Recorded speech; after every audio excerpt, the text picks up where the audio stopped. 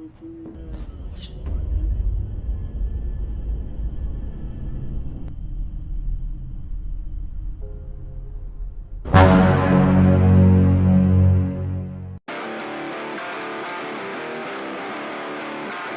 Rebahaners, dimanapun kalian berada, bagaimana kabarnya?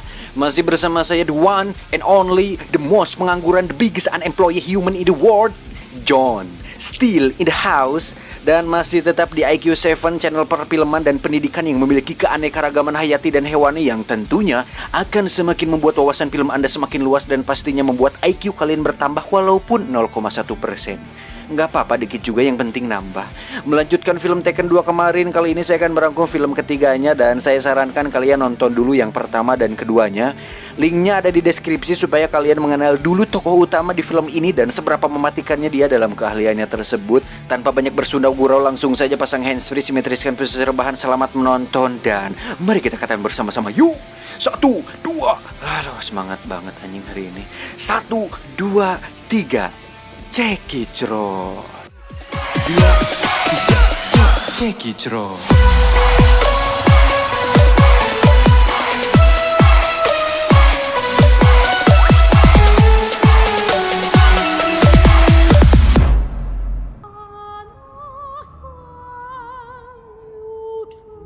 Diawali dengan memperlihatkan pasangan suami istri di mana rumah mereka dimasuki oleh orang Rusia yang meminta si suami untuk ikut bersama mereka tanpa istrinya menyadari hal itu. Pria itu pun dibawa ke kantornya sendiri di mana di situ sudah ada pria bernama Oleg Malankov yang merupakan ketua dari kelompok mafia Rusia. Oleg pun langsung mengungkapkan tujuannya bahwa bos dari si pria ini memiliki banyak sekali hutang kepada Oleg dan meminta si pria untuk membuka brangasnya. Namun ternyata isi dalam brangasnya kosong melompong yang membuat Oleg kesal hingga membunuh si pria tepat di dalam brankas tersebut. Dan Anda tahu siapa bos dari pria malang ini? Ya, dia adalah Bahrudin yang merupakan suaminya Leni, di mana seperti yang kita tahu bahwa Leni adalah mantan dari Brian, sang tokoh utama, hingga bisa dipastikan cerita kali ini akan berkaitan dengan para mafia ini yang berurusan langsung dengan Brian, sang om-om yang mematikan di film ini. Dan inilah Taken 3. Fokus ke tokoh utama di mana kita akan melihat Brian sedang membeli sebuah boneka panda besar sebagai hadiah ulang tahun bagi Kim anaknya, di mana Kim sendiri terlihat sedang memegang sebuah test pack yang menandakan bahwa Kim sudah hamil di luar nikah. Tak lama Brian pun datang ke rumah Kim di mana di situ ada pacarnya yang mana mereka terlihat begitu bahagia hidup bersama walaupun itu merupakan tindakan kumpul kebo yang seperti kita tahu bahwa hal itu merupakan hal yang lazim di negara barat. Coba kalau Anda kayak gitu di sini, mungkin sudah dikepung ormas. Take it easy, Jimmy. Setelah menemui Kim, Brian pun menemui sang mantan yaitu Leni, di mana Leni curhat mengenai sikap suaminya yaitu Bahrudin yang berubah akhir-akhir ini akibat permasalahan hutang yang sedang dialaminya. Pulang dari sana, Brian pun menemui teman-temannya yang mana di situ ada Sam dan beberapa teman mantan agen CIA juga. Sam sendiri merupakan kepala keamanan internasional yang selalu membantu Brian saat kesulitan di film pertama dan keduanya. Okay, the big moment. That's a good shot. Saat pulang ke apartemennya, Brian pun didatangi oleh Bahrudin, suami Leni, di mana Bahrudin ini meminta Brian untuk menjauhi Leni istrinya karena walaupun Brian dan Leni pernah memiliki hubungan di masa lalu, tapi itu merupakan cinta yang telah lalu, jalinan kasih yang sudah kandas dan diterpa gelombang. Jadi Bahrudin mohon agar Brian menjauh dan jaga jarak dengan Leni, apalagi sekarang sedang pandemik. Karena tidak mau jadi seorang penikor, Brian pun dengan gentle bahwa dia akan melakukannya. I can do that. Thank you. I really appreciate it. Esok harinya Brian terlihat sedang jogging lalu mendapat sebuah pesan dari Leni bahwa dia berada di apartemennya milik Brian untuk kemudian Brian menyematkan diri ke toko roti lalu segera pergi ke sana. Dan betapa terkejutnya Brian saat pulang di mana dia melihat Leni sudah terbujur kaku tak bernyawa tepat di atas kasur milik Brian. Tak lama datanglah polisi yang mengira bahwa Brianlah pelakunya hingga bisa disimpulkan bahwa ini semua adalah sebuah jebakan. Dengan perasaan sedih campur emosi, Brian pun tetap fokus di mana dia berhasil melumpuhkan polisi tersebut dan segera kabur dari sana.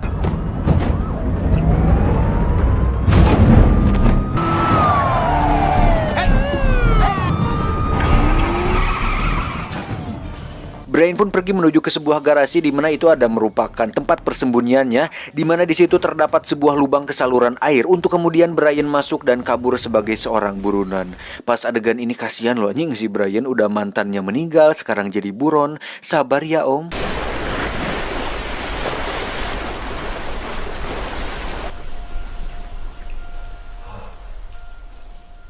Brian pun pergi ke wartel untuk menghubungi Kim anaknya dan mengatakan bahwa Lenny ibunya sudah meninggal dan Brian dijebak atas kematiannya. Untuk itu Brian meminta Kim untuk tetap tutup mulut dan tidak panik karena Brian berjanji akan menemukan pelaku yang telah membunuh ibunya tersebut. Try to be strong. Dad, I love you. wait.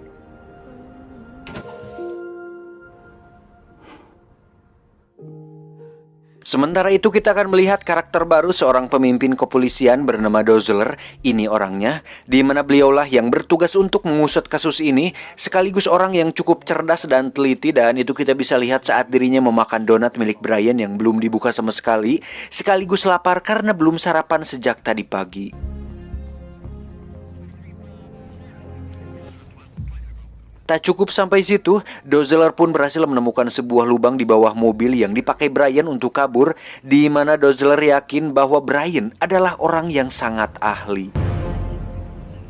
Brian sendiri terlihat menghubungi Sam rekannya untuk menanyakan tentang markas rahasianya dulu, yang mana tujuan dia datang ke sana adalah untuk mengambil beberapa senjata yang akan dia gunakan dalam pencarian pelaku pembunuh Lenny.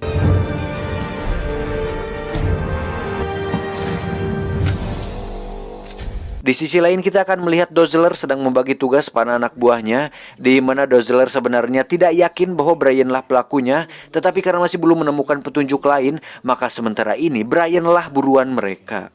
Dimulai dengan menugaskan dua anak buahnya untuk memeriksa mobil Lenny, di mana di situ sudah ada Brian yang lebih dulu mengambil data GPS mobilnya untuk mencari tahu kemana saja Lenny pergi. Setelah berhasil mendapatkannya, Brian pun melihat lokasi sebelum Lenny pergi ke apartemennya, yaitu sebuah bom bensin, untuk kemudian dia segera pergi ke sana dan bertanya kepada seorang mbak-mbak kasir apakah dia melihat Lenny pernah ke sini. Namun karena tidak mendapat jawaban, Brian pun mengaku sebagai pihak kepolisian dan melihat rekaman CCTV di sana, di mana Brian akhirnya menemukan siapa pelaku yang telah membunuh Lenny. Tak lama datanglah dua anak buah Dozeler untuk memeriksa rekaman CCTV juga, di mana mereka langsung meminta Brian untuk menyerahkan diri. Namun, Brian yang belum selesai melihat ciri-ciri si pelaku terus mengamati rekamannya sampai dia menemukan sebuah tato pada lengan tangan pelaku. Brian pun menyerahkan dirinya.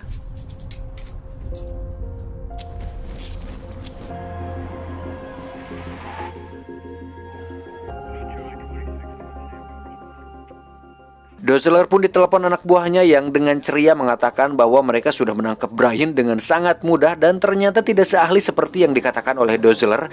Dozeler pun menyuruh mereka untuk berhenti sampai Dozeler sampai di sana karena dia sadar bahwa Brian tidak mungkin menyerahkan diri begitu saja dan pasti sedang merencanakan sesuatu. Namun para anak buahnya justru tidak mengindahkan perintah tersebut karena menganggap bahwa Dozeler berlebihan dan meremehkan pengalaman mereka.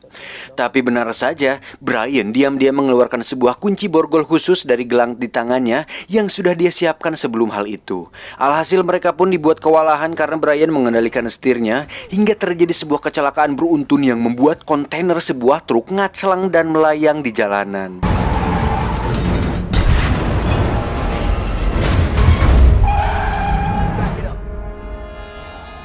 Dengan mobil polisi, Brian pun segera pergi dari sana. Tak cukup sampai situ, Brian pun kembali diserang oleh beberapa pasukan polisi lain, di mana dia dengan sangat nekat menjatuhkan mobilnya ke dalam jalur lift dan itu sangat membagongkan.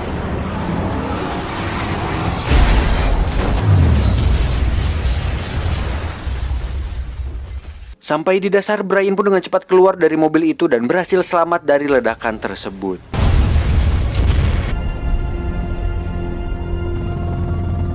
Selanjutnya Brian pun menghubungi Dozeler untuk mengatakan bahwa dia tidak bersalah atas tuduhan itu dan akan mencari pelakunya untuk membuktikan hal tersebut. Dan jika Dozeler ingin tetap menangkapnya, Brian hanya bisa mengatakan, "Semoga beruntung." Anjir, kepala polisi aja dianggap remeh sangu. Luar biasa memang si Om Brian ini.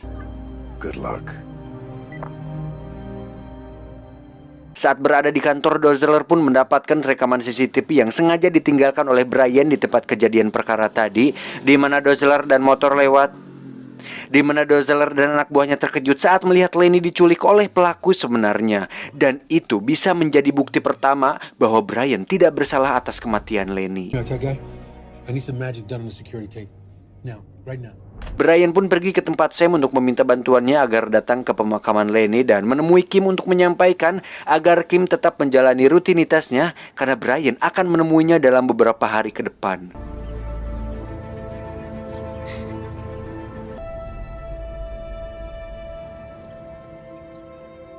Singkat cerita, Kim pun terlihat berangkat menuju ke kampus untuk sekolah dan dia menyempatkan diri mampir ke Alfamart terdekat untuk membeli minuman yogurt, di mana di situ sudah ada pesan dari Brian bahwa dirinya akan menemui Kim di toilet kampus.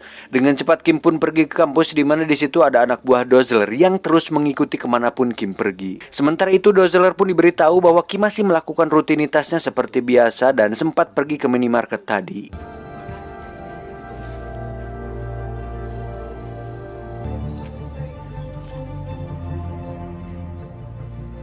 Hingga saat Dozeler datang ke sana, dia pun bertanya kepada mbah-mbah kasir yang mengatakan bahwa Kim selalu datang dan membeli minuman yang sama setiap hari. Mendengar hal itu, Dozeler yang memiliki kemampuan analisa kuat pun langsung memeriksa botol bekas minuman Kim dan akhirnya sadar bahwa kebiasaan tersebut merupakan media yang dipakai Brian untuk berkomunikasi dengan Kim anaknya.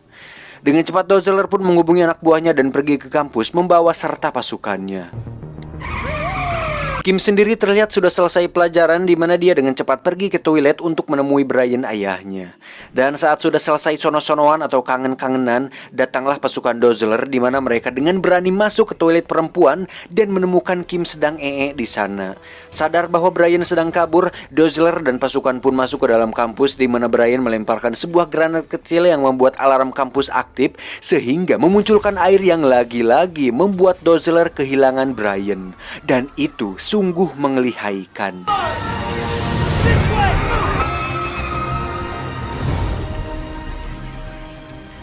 Sementara itu kita akan melihat Bahrudin sedang berada di kantornya untuk kemudian pergi dari sana menggunakan mobil pribadi yang sudah jelas dia memiliki keterkaitan dengan kematian Lenny.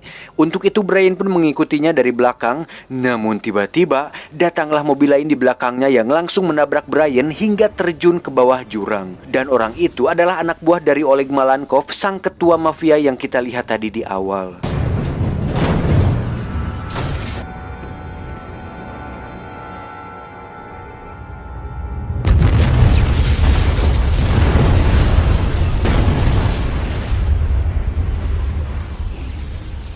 Dikira Brian sudah tewas, dia pun pergi, namun ternyata Brian berhasil loncat dari mobilnya dan langsung menodongkan pistolnya ke seorang pengendara yang kebetulan lewat. Kemudian dengan sopan dan santun meminta si pengendara agar Brian bisa ikut nebeng bersamanya. Si pengendara dalam hatinya pun berkata, "Apes anjing."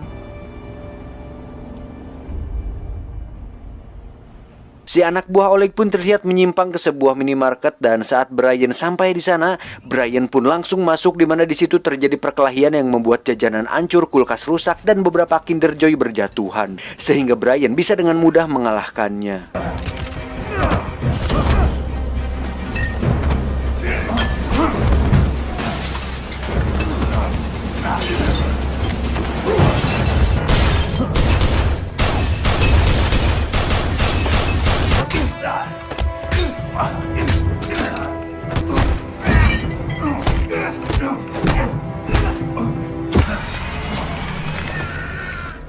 Tersisa si koordinator mafia. Brian pun mencoba mencari informasi darinya, namun sayangnya dia memilih untuk bunuh diri dan mati daripada memberikan informasi kepada Brian.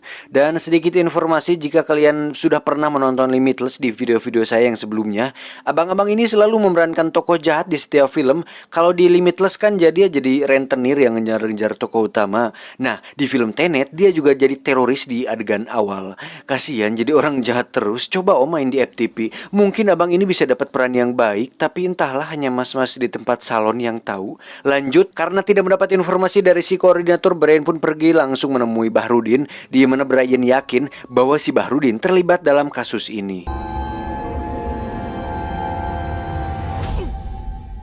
Setelah diculik dan dipaksa buka mulut, Bahrudin akhirnya buka suara mengenai pelaku pembunuhan Lenny dan mengatakan sebuah nama, yaitu Oleg Malenkov. Untuk itu Brian pun membawa Bahrudin ke markas Sam, di mana di situ juga ada Kim yang terkejut bahwa semua ini adalah dikarenakan oleh ayah tirinya yang bermasalah. Brian pun meminta Bahrudin untuk menelepon Oleg dan berpura-pura mengatakan bahwa dia sudah mendapatkan uangnya sehingga Brian bisa mendatangi tempat tersebut. I have your money. You have it. That was fast. Meet me at the building downtown in 1 hour. Sebelum memulai aksinya, Brian pun meminta Bahrudin untuk mengatakan tentang asal-usul dan latar belakang seorang Oleg Malenkov yang ternyata dulunya dia adalah mantan tentara Rusia yang sangat ahli dalam membunuh. Kemudian dia memilih untuk keluar dari militer dan dengan berani membantai beberapa petinggi mafia Rusia sehingga dia sekarang menjadi ketua mafia yang cukup disegani di dunia kriminal. Mendengar hal itu, Brian pun hanya bisa berkata, "Oh, We need him. Singkat cerita, Brian, Sam, Kim, dan Bahrudin pun sampai di gedung Oleg, di mana Bahrudin diminta untuk masuk ke sana. Hingga saat CCTV-nya selesai diretas, Brian pun melumpuhkan kedua penjaga dan menggantikan posisi Bahrudin untuk menemui Oleg.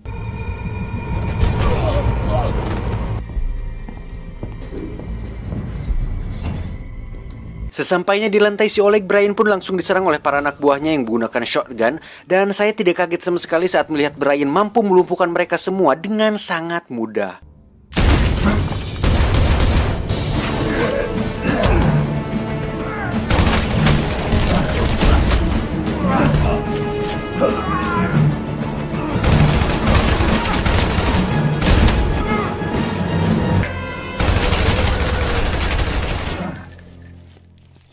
Hingga akan masuk ke ruangannya, Brian pun langsung diserang oleh si Oleg yang menggunakan Groza dengan sangat membabi buta yang membuat Brian kalah darinya.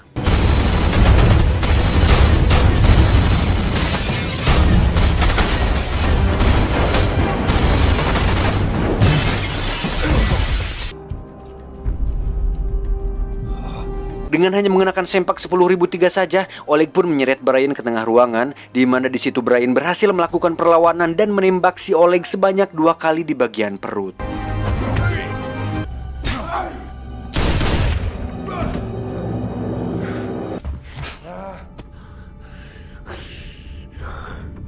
Saat Oleg tengah sekarat, Brian pun bertanya kenapa Oleg membunuh Lenny dan juga ingin membunuh Kim anaknya. Mendengar hal itu, Oleg pun nampak kebingungan hingga akhirnya dia sadar bahwa ini semua ternyata adalah perbuatan si Bahrudin yang sengaja mengarahkan Brian agar dia emosi dan balas dendam kepada Oleg, agar semua hutangnya musnah dan dia sendiri menjadi aman, meski dengan mengorbankan Lenny istrinya dan Kim anak tirinya. Sungguh terlalu kau, Bahrudin.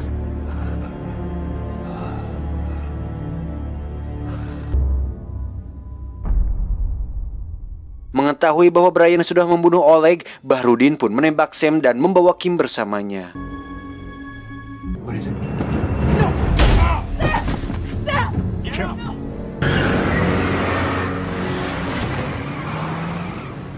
Hingga saat Brian berhasil keluar dari gedung, dia pun melihat Sam tengah terkapar, tapi beruntung dia masih hidup. Untuk kemudian Brian dengan cepat mencuri sebuah mobil sport dan segera mengejar Bahrudin. Dalam perjalanannya, Dozler menghubungi Brian untuk memberitahunya bahwa Dozler sudah mencocokkan semua bukti dan menemukan bahwa Brian memang bukanlah pelakunya. Lalu meminta Brian untuk mundur dan biarkan Dozler dan pasukannya yang akan menangkap Bahrudin. Namun sebagai ayah yang baik dan berjiwa luhur, Brian pun tidak akan berhenti begitu saja karena Kim anaknya sedang dalam bahaya. Bahrudin sendiri sudah terlihat berada di dalam pesawat pribadinya yang sebentar lagi akan lepas landas.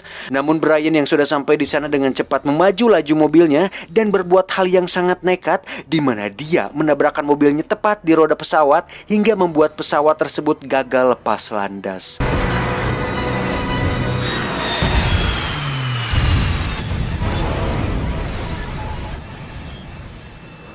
Saatnya mereka berhadapan, Bahrudin pun menodongkan pistol di kepala Kim. Namun Brian dapat menembak Bahrudin tepat di bahunya yang membuat dia tersungkur. Setelah semua yang terjadi, Brian pun sangat amat ingin menembak kepala si Bahrudin bangsar ini. Namun hal itu sempat dilarang oleh Kim yang melarangnya, karena jika Brian membunuhnya, maka Brian akan masuk ke penjara. Untuk itu Brian pun memilih untuk menjebloskan dia ke penjara, dan jika suatu hari nanti dia bebas, maka Brian tidak akan memberikan kesempatan kedua baginya.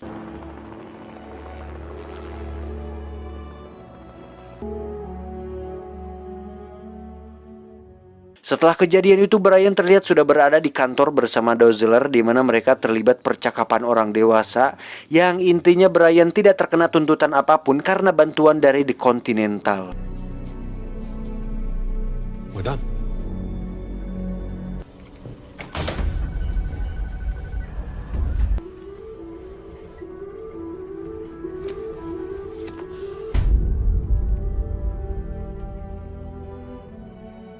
Setelah hari itu, kini Brian, Kim, dan pacarnya melanjutkan hidup mereka yang damai. Meskipun itu terasa hambar, namun para penjahat membuat hidup mereka lebih berwarna dan beradrenalin. She'd like that very much, Kim. Tamat ending yang mengolegkan.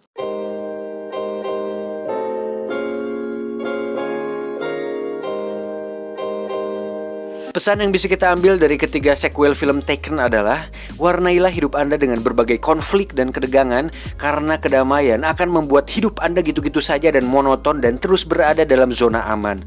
Jadi keluarlah dari rumah dan ajak gelut siapapun yang lewat. Yang gak gitu juga atuh anjing. Intinya jangan keenakan di zona aman, karena pengalaman pahit akan membuat mental Anda lebih kuat dan pantang menyerah. Itu. Saya John undur diri dari hadapan Anda. Adios, bulu badak Afrika.